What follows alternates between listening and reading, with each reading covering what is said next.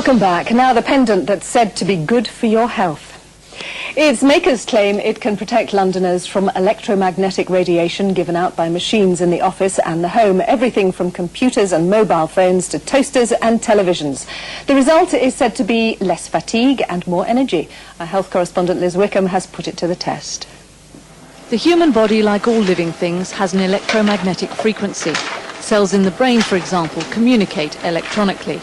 But as technology progresses, we surround ourselves with more and more bits of equipment which emit their own electromagnetic frequencies with the potential to interfere with our own. When we are exposed to lower frequencies ranging between 10 hertz and 100 hertz, those particular frequencies have a tendency to disturb cells significantly, that they start disorganizing, breaking apart, and giving birth to perceived viruses, bacteria, yeasts, and molds.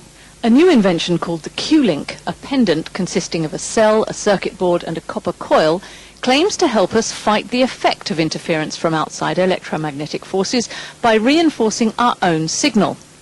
Cynical that such a small thing could make any difference, we commissioned Dr. Young to do a series of tests on 2 office workers and our VT editor, Jessie, who spends long hours completely surrounded by electronic gadgetry.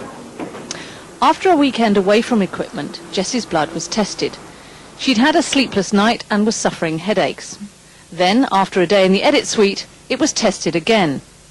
Just so as you know, this is what healthy cells look like. Round, separate, organised. Jessie's weren't great to start with, but by the end of the day in the edit suite, they looked dreadful. The cell formations are highly damaged. There's some crystalline form, chelation of acids. Similar effects were seen with the other girls. Then they were all issued with Q-Links to wear for 3 days while continuing the normal working routine.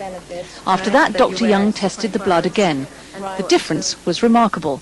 The cells were more organized, there was less yeast, less bacteria, and the white blood cells, the neutrophils, which are the major aspects of cellular cleansing, were active and mobile and moving throughout the bloodstream. Jessie had slept well all week and noticed other changes. I do suffer rather badly from headaches, and I've not had a single headache so far this week, which is encouraging, I think, in the environment I work in with the lighting and the constant buzz and hum of machines. This could be coincidence. Dr. Young wants to do further research, and at £89 plus, I suppose most of us won't get the chance to try for ourselves. In Southwark, this is Liz Wickham for London Today. Moving on to showbiz now, and Sir Tim Rice is